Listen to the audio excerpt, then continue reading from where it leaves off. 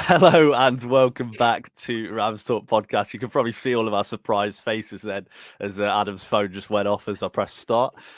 Before we get started, I've got a real quick thing that I wanted to bring up to everyone. So first off, thank you everyone for listening. We've had some amazing numbers recently, which is class. We're going for Best Podcast in the Football League at the Football Content Awards at the moment. You can find the link to vote for us in the description on audio and Anvod. I can't speak. Maybe don't vote for us. You can find it in the description on audio and video. And yeah, we really appreciate any votes. We've had loads already, which has been amazing. And you know, it really makes the hard work worth it. So yeah, right.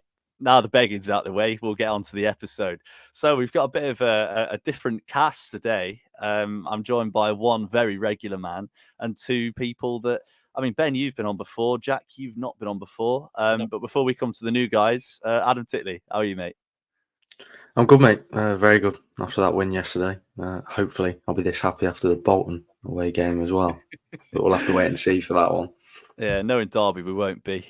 We've also got Jack. I've realised I've never said your surname out loud, so I'm not entirely 100% sure how to say it. So if you'd like to say it for me.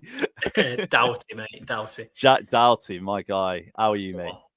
I'm good, thank you, Jay. Especially after, again, like Adam says, we can actually beat a top 6 team away from home. That was a surprise.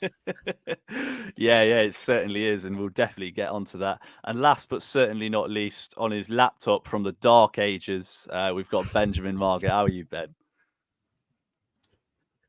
I'm doing very well, mate. Very well. It's strange to feel like fully satisfied with a win, like actually carrying that feeling into the rest of the weekend. So yeah, it's nice. Yeah, it certainly is. I mean, yeah, my Fitbit was going crazy during the game yesterday because some of the heart rate spikes, especially that first half, were probably not too good for their health. But Adam, I mean, I'll come to you first, mate, because we were together. We watched the game together, which was good fun. One of the things I really wanted to touch on was the atmosphere.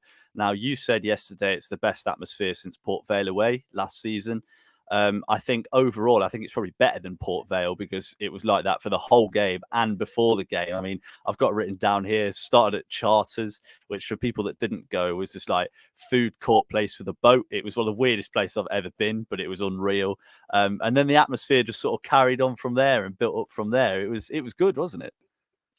Yeah, I was not expecting it, but I guess the best atmosphere is the ones that surprise you, really. I said Port Vale away last season, but if I'm going to be honest, probably you're looking at maybe Blackpool away. It was up there for that sort of atmosphere, constant throughout the 90, and probably one of the best away ends we've been in, sold out away end. And even when we went 1-0 down, it was still fantastic. And it probably did help motivate the players a little bit. Or I'd like to think it did in my own head. I'm hoping it did. I'm hoping I had an impact on that performance, but there we go.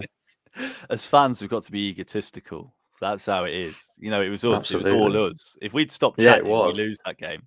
So, but no, it was a special day. And Jack, I mean, to sort of move onto the team, you said there it's the first time I think since we've come down to League One that we've beaten a top 6 or top 6 side away from home. I mean, how big is that? I mean, psychologically, it's got to benefit us because last season we just, that's probably the main thing that stopped us from contending was obviously going away to Plymouth and dropping points, and then obviously drew at Bolton. I think we threw one away at Peterborough as well. I think 2 late goals. So, it's just that monkey off us back now that we can actually go to these places and be positive and actually win a game instead of, being happy with a 0-0 draw. Yeah, exactly. And it is a change. I think it's a shift in mentality, isn't it, Ben? Because when you look at Derby's team last year, we've really, really struggled, didn't we, away from home, like Jack said. And we came into that game, went 1-0 down. We could easily have collapsed. They look much better than us. We look slow. We look lethargic. We lost it in midfield completely. One of the things Warren touched on was that he wanted to drop Waghorn a little bit deeper after their goal as well, which seemed to, do the trick. He did all right, didn't he?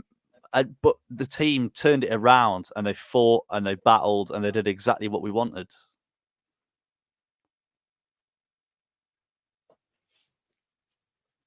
Ben. Sorry, I didn't hear you say my name. My laptop just crashed completely. Yes. Oh, podcast of the year, yeah, ladies and gentlemen. Yeah, I think the consistency in the team must be a massive boost for Liam Thompson as well. You know, Waghorn actually showing his faith in the young player, Jake Rooney as well, who, what a shift from him. I mean, in the unlikely event that Cashin does go, we still have a young centre-back that's growing and getting continually better. I'm sure Rooney can see a bit of himself in Cashin. He's a few years ahead in the progression in terms of first team appearances, but I don't see why Rooney can't develop into a very much Cashin type player. Also, he looks a few inches taller, which always helps. But yeah, Martyn Waghorn, do I need to say more? Well, exactly, mate. Exactly. And Adam, I mean, touching on Waghorn, we've got to talk about him, haven't we? I was a doubter. I think you were a doubter as well. I was. Yeah, he's a player that, you know, in the Championship, I think he never really looked that sharp. He never really looked that good in front of goal.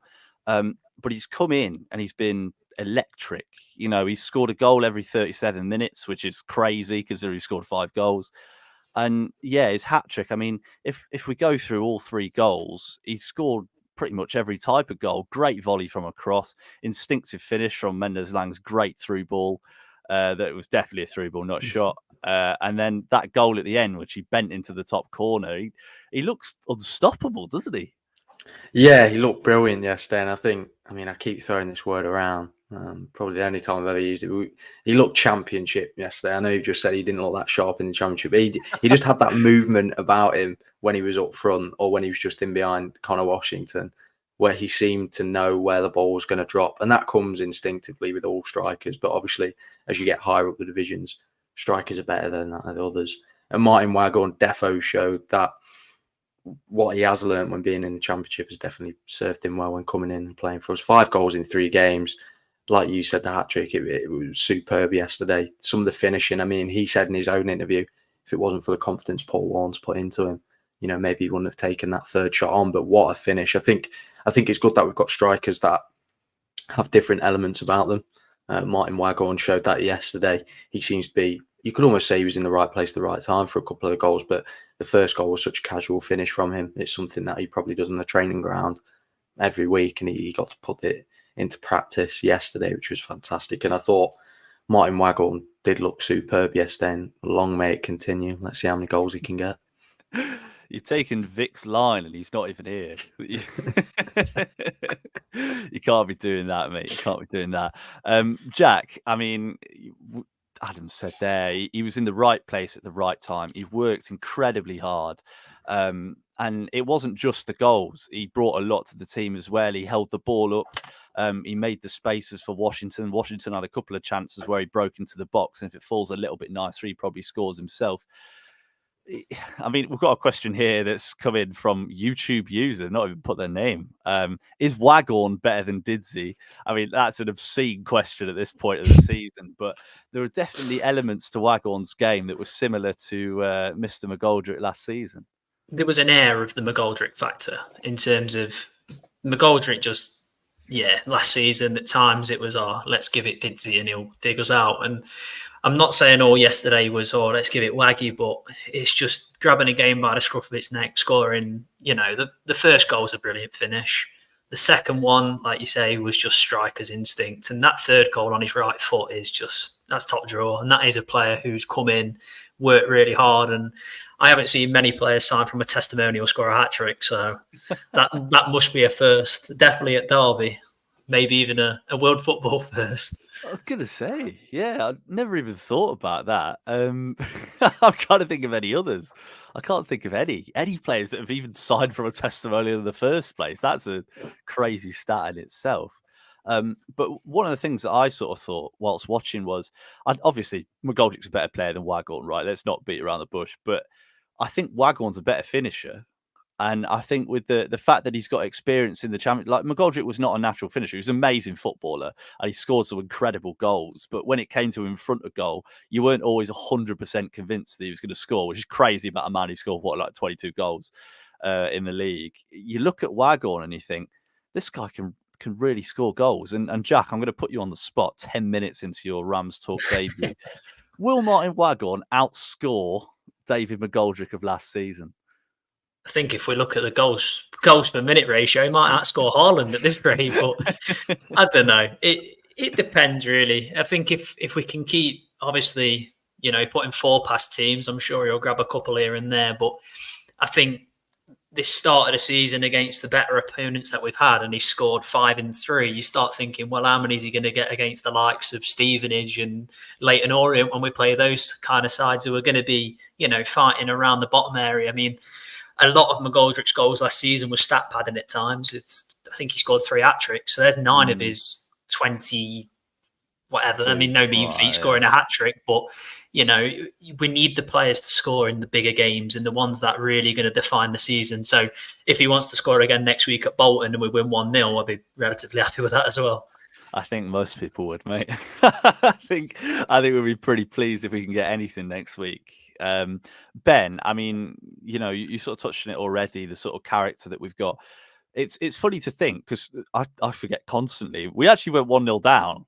We went 1-0 down. We were losing. We looked rubbish. And then we've come back. And it's not like Derby, is it?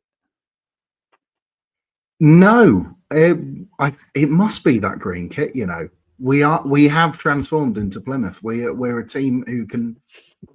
At least yesterday, it is yesterday. Yeah, it's Sunday. At least yesterday, we looked convincing. There wasn't that. I know everyone at halftime said like, "Oh, we could still lose this." I never felt that was the energy coming from the players coming out at halftime. Like, they exuded a level of confidence. Even Washington, who wasn't too involved in the goals, but he was there in the build-up. He was pressuring off the ball. There was a confidence of sort of knowing that we deserve to be further up. We know what we are, and I'd like to touch on Waghorn's confidence as well. I think Didsey knew constantly how good of a player he was. He knew that he's got the tricks and the flicks and the skills and all of it. Waghorn, if he goes 2-3 games without scoring, he'll get in his own head. Nothing will go right for him. We saw it for 3 years at Derby. But if he carries on, I think he could. Well, Ben, I think we've lost Ben. I think we've lost Ben. But you can see where he was going. Like who probably should be performing for a striker who's. We can him in spits and right, spats. There we go. Ben, I've tried to mute you, mate. I've tried to mute you. I was talking throughout that, I know. We could tell. I'll give Ben a second to get his internet back. I was talking the entire time, mate. I know. Yeah. I feel bad for you. You want to try again? Can I finish my point? Go on. Yeah, I'll actually try and finish my point without Mr. Barker silencing me. This is what he does. He just silences good Derby voices. Quick before the internet goes again. Okay. Waghorn is a lower championship striker. We knew that. He performed pretty well for very occasional spells for Derby in the Championship, but now he's a League One player. He could be the top goal scorer. Like Johnson Clark-Harris, he was neutralised yesterday pretty well. Yeah, he scored, but that was inevitable. I think we'll give him that one. But in terms of, you know, there are better defensive teams than us in the league. You know, we don't claim to be the absolute tightest rock at the back system, and we managed to barely. I don't even count that first goal. Don't count. Waghorn, top goal scorer of League One. Put it into the universe. We got there. I hope you're right. I do hope you're right. And we've got a comment from Martyn as well, who's put, can Waghorn do Saturday, Tuesday? He looks fitter than leaner than before. We were saying that yesterday, weren't we, Adam? He certainly looks a player who's worked on his fitness over the closed season, which is great to see. So, yeah, let's hope he can keep it up.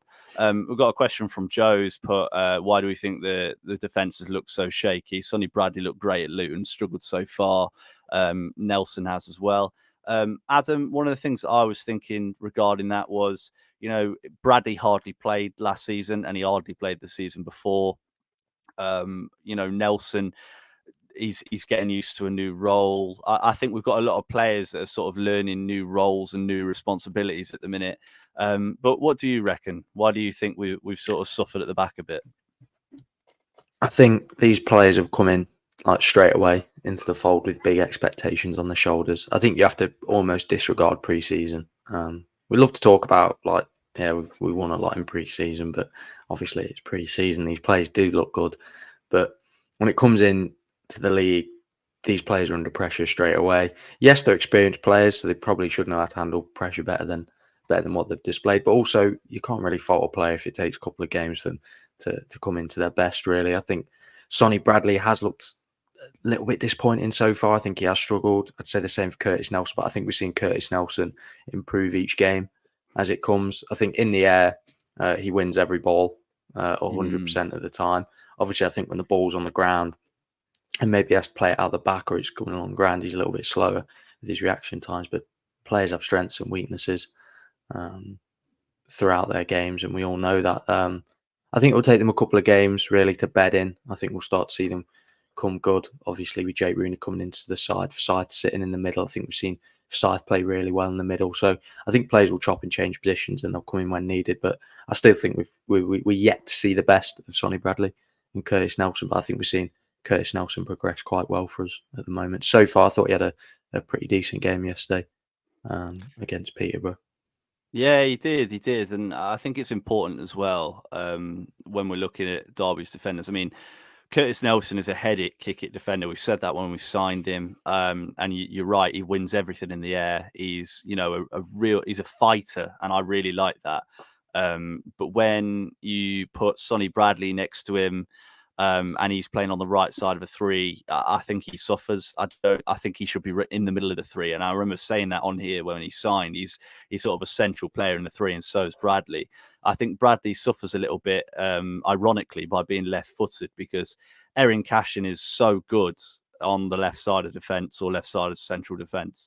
And he, you know, we're not going to put Bradley on his weaker foot. We're not going to put him on the right. And Rooney's come in, and I know it is a back four, but it's also a back three at the same time when Mendes Lang drops in. So I think it's benefited Nelson having players either side that are ball players. I think it takes a lot of the load off him. And I think, yeah, that's probably what's holding Bradley back at the minute, is that he can't play on that right hand side. He'd have to replace Cash, and he's not going to do that. So yeah, I think we'll build on it. I think we look pretty good defensively, even when we went really defensive at the end. They only scored because of a deflected shot saved by Wildsmith. So, yeah, comment from Ryan Jono, which is a pretty interesting one, saying, since we changed the formation, we've looked so good.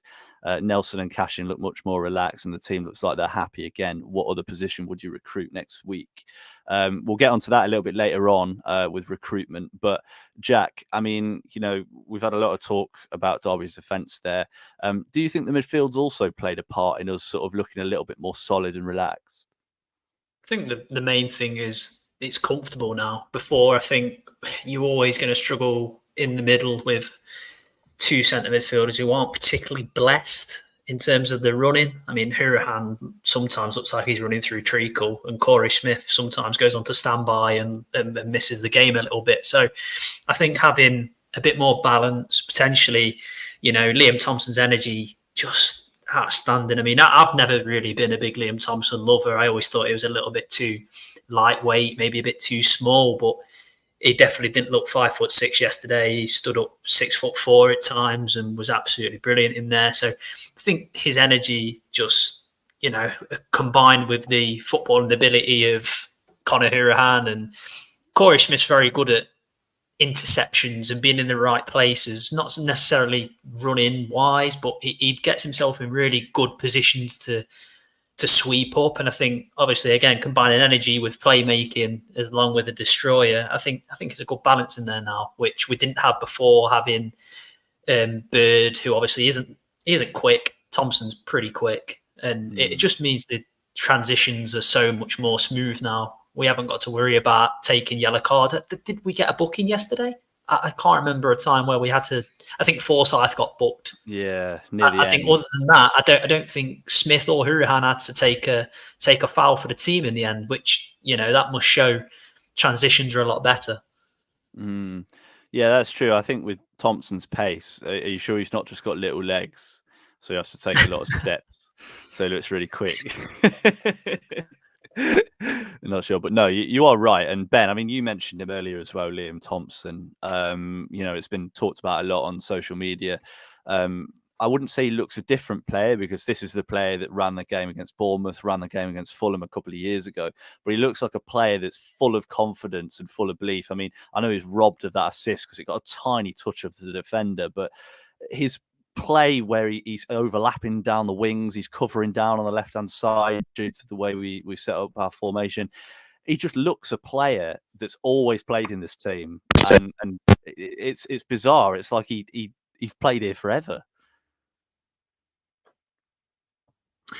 Yeah, I also admittedly have never been a big Liam Thompson fan, but this season I just want him to keep proving me wrong. I think the word I'd use is tenacity.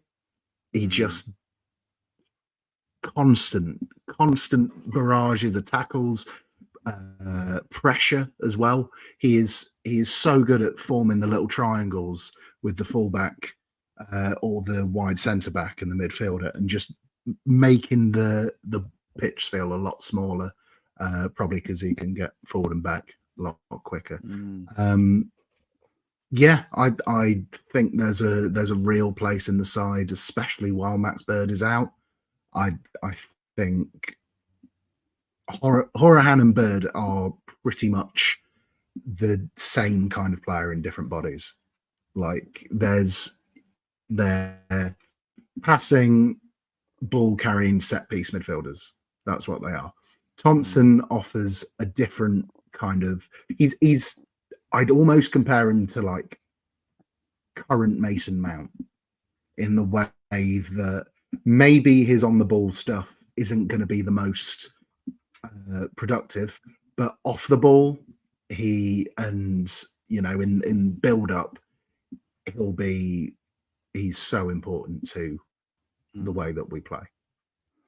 Yeah, exactly, Ben. And I mean, there was a time yesterday I can remember he picked up the ball on the left-hand side and he drove down the line, and he used his low centre of gravity so well, and he turned one way, turned the other way, and the defender had to bring him down for a free kick. And that's really late in the game. He's played 85 minutes and he's still making runs down that side and pulling defenders about. And yeah, I see what you mean about the. I wouldn't necessarily compare him, obviously, to Mason Mount. It's like when I can't remember, people were comparing people to like Haaland last season, which is crazy and funny. But he's certainly got that quality about him. He'll fight, he'll run, he'll give everything. He might not be the most talented player around, but he's got enough ability to get by, and he's got the right mindset, which is class. And yeah, I know people have compared him to Jason Knight. I think, I don't think Knight had this impact at all last season. So, yeah, if he can keep going the way he's going, he's certainly got a good career ahead of him. And Adam, I mean, we're 25 You minutes could into the almost say episode. Shinny. Sorry. No, not like Shinny. He's good at. Sorry, well, you could Shinny's almost not say good at he's football. very Graham Shinny. He's a much better footballer than Graham Shinny. I'm sorry if that upsets anyone. But yeah, no, I know where you're coming from. In terms I of know attitude, very Shinny. No, I see where you're coming from. But Adam, as I was saying, we're 25 minutes in. We signed a player from Forest, and somehow that has not made it to the first 25 minutes of this episode. Tyrese Forner signed. It's supposedly a free transfer with just a sell-on fee. I have a feeling after watching him yesterday, he might be Corey Smith's replacement in the middle. What have you made to his signing? I think it's a smart business move, really. A lot of people said he was very good in the reserves for Forest. Went out on loan to Reading and Plymouth, if I'm not mistaken. Looked comfortable in League One and played a decent role in the Championship, almost for Reading too. Came on yesterday, thought he looked a little bit reserved, but fairly lively. Sydney was coming on just trying to get into the game a little bit, moved the ball well, and seemed to be a passing mood football. In terms of is he a replacement for Corey Smith? I think it's a little early on to say that. I'm not Corey Smith's biggest fan. I think there's better midfielders out there, but I still think he's a good asset to the team, and I think Corey Smith does something that the other midfielders don't. Obviously, Jack was talking about different midfielders that we have and what skills they possess, and I think Corey Smith definitely possesses something that the other midfielders don't. Forner probably could come in and replace him in a couple of games, but then you would have to think about the balance of the midfield, because we might have too many attacking midfielders that are going to try and carry the ball forward, because Forner does sort of look like he might want to go forward a little bit with the ball. But it's all about having balance, like Jack said. Would I put him straight away in against Bolton? No, probably not. A big game. I know Bolton are almost putting in performances that are wobbling a little bit recently, but in Derby County fashion. I'd like to keep that team the same right now. I wouldn't like to change anything. Corey Smith is doing a job in there for us, and you never know when he might pop up with a goal. So, no, I'd keep the team the same just now until maybe there's a wobble in that midfield or an injury or a game needs changing. Then I think leave Forner on the bench for now and let him come in at a slow and steady pace, because you see what happens when we throw players in straight away. First game of the season. I think we all remember that first game. We're talking about players that might not be at the top of their level. So I think almost drip feed Forner into the team, appearances off the bench, and then see where he comes in for his first start in the future. Good stuff. And Jack, I mean, the other player that we signed was John Jules, the striker, also called Tyrese, spelled completely differently. I can't wait to trip over that at some point. But he came on, he looked good, couple of good touches. My question to you is, do you think that he will be the replacement for James Collins? It's an odd one, because Paul Warne said all over the summer he wants 4 strikers, and now he has 4. It'd be very weird if there isn't another one to come in that Collins would leave. I think all 4 do possess different qualities. I mean, I can't pretend and say I know everything about John Jules, because I don't. I know he had a pretty decent loan, I think, before his Ipswich one, but obviously last season had a few injuries and everything. I know he spoke about that in his interview, so I can't pretend and say like, oh yeah, he's like the next Haaland, because who knows. But I think it's good to show that he's got experience, he's got promotion with Ipswich. He'll come in and hopefully do all the right things and push, Washington, Waghorn, and hopefully, Collins to be better. I think on Forner is another one. I can't pretend and say I've watched Forest under 21s, because I don't particularly watch Forest anyway. So I do know there's a guy I work with in coaching who does work at Forest, and he says he's very surprised he's dropped down to League One, because he's better than League One standards. So, and he's worked with him in the past, and he says he'll be a Premier League footballer one day. So let's hope it's not another Bielik situation where we get injuries. And I mean, let's not talk about that, because Birmingham are flying at the moment. So yeah, that's a good point. And yeah, I mean, Paul Warne did say he wanted championship players, didn't he? So maybe this is a time that he's delivered, which is good. And yeah, I mean, everything was pointing to him coming in on loan as well, wasn't it? So the fact we've actually managed to sign him permanently and not have him on loan from that lot is nice. And Ben, I guess sort of your thoughts on the two signings. Do you think they should come into the team anytime soon? I do. I can't not read Fauna's name in like a Nottingham accent. Fauna, like that kind of yeah. So fair play for him for having a very Nottingham name. I think they're both amazing additions, especially if we do manage to get JJ. That's what the kids are calling him. JJ on a permanent. You know, to have a striker who's, you know, progressed through Premier League academy ranks again with Big Christian. Maybe that didn't go all to plan last time, but first time was so nice we had to do it twice. In terms of our defensive midfield, I don't think until Fauna came in we actually had a true DM at the club, because Horahan and Bird, like I said, exact same player, central midfielder. Corey Smith, I don't think you can really pin him down to one position. Liam Thompson, same again. So to have a true DM to shuttle the back line and progress from that far back, I think is really positive. How young he is as well.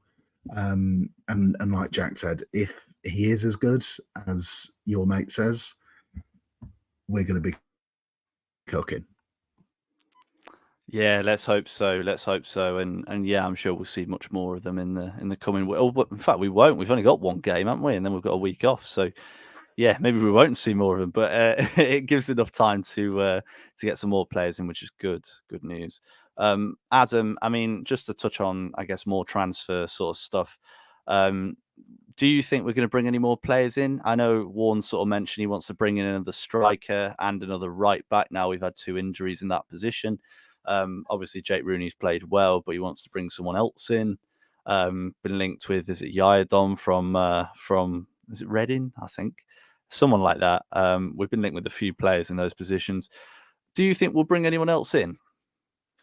I can see probably one more coming in, and it will be close to deadline day with how long these last 2 transfers took. I thought they were a little bit stretched out to how long the rumours were there for. But obviously then Fauna came in on a permanent instead of a loan, which we all thought, so maybe that was why. And we'll probably see one more player coming in. And I thought all rumours were pointing towards maybe a midfielder, obviously. I think it was Johnson at Sheffield Wednesday was tipped quite a lot. I think a right back or / right wing back would be a sensible option to look at, maybe even a short-term 6-month loan until January, when probably Ward will be back to full fitness. In terms of a striker, I find that interesting. I think if we bring in a striker, it means someone in that team is leaving in some position, because I think then we'd be starting to beef up the squad, and maybe we'd have to let a player go, whether that's on loan or a transfer. Don't beat about the bush, Adam. Say who it is. I'd probably see, if we brought in a striker, James Collins is probably going to have to leave if we continue in form. I mean, I like his work ethic, and I always say he'll get 20 goals, but I'm not sure really where he fits into the team, because if we judge it off yesterday, that was not a James Collins game at all.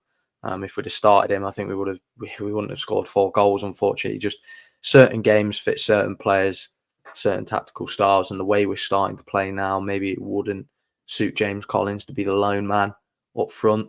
Obviously, Connor Washington played that role so well yesterday. But yeah, I think if we do bring in a striker, it probably will mean James Collins is on his way. Obviously, there was the Shrewsbury rumours earlier on, people saying he was going to have his head turned. I don't know where that was from. No.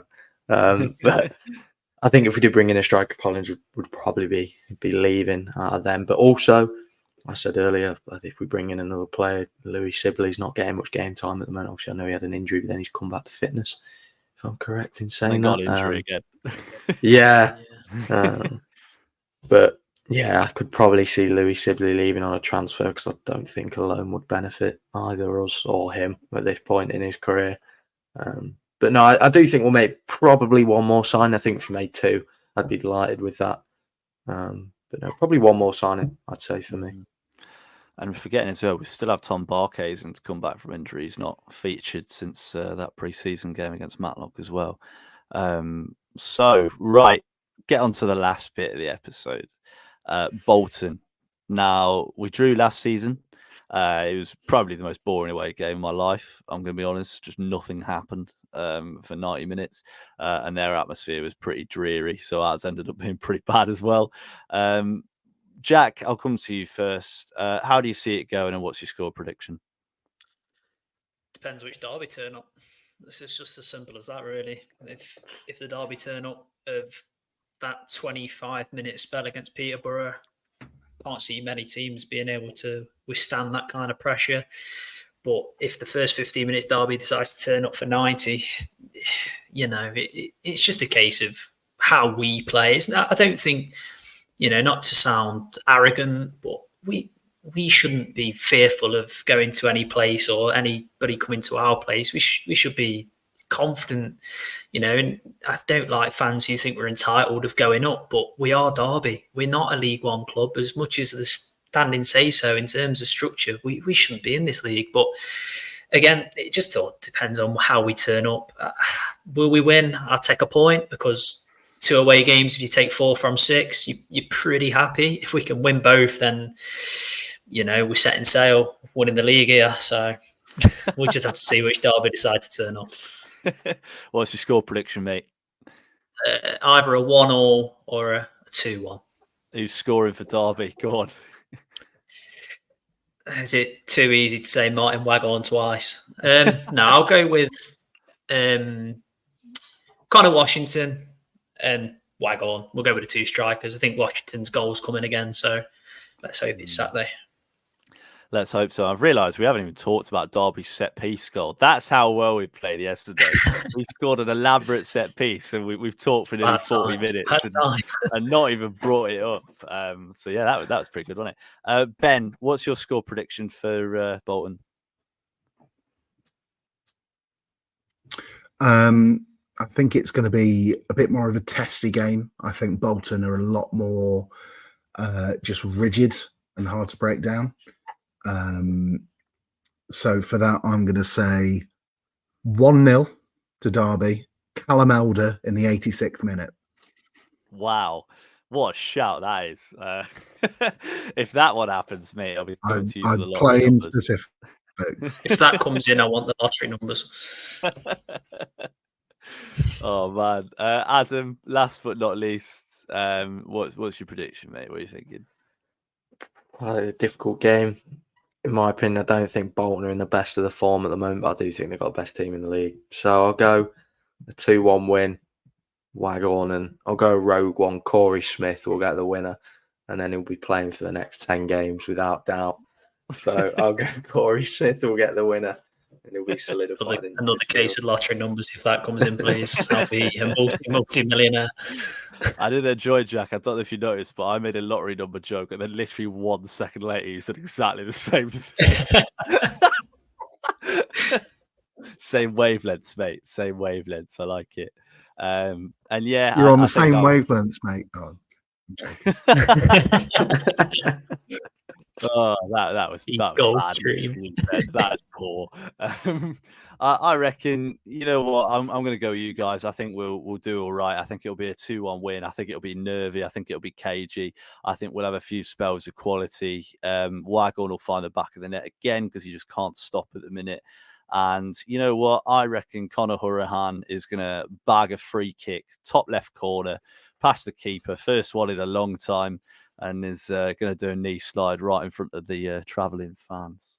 So, right, lads, it's been an absolute pleasure. If you did enjoy the episode, please do check out our other stuff. As I said at the start, if you want to vote for us in the Football Content Awards, that would be amazing.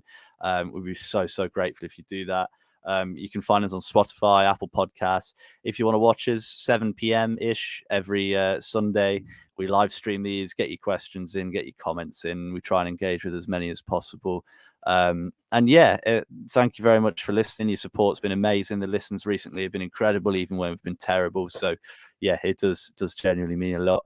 And lads, especially the two people I had to recruit to come on today, because everyone's gone.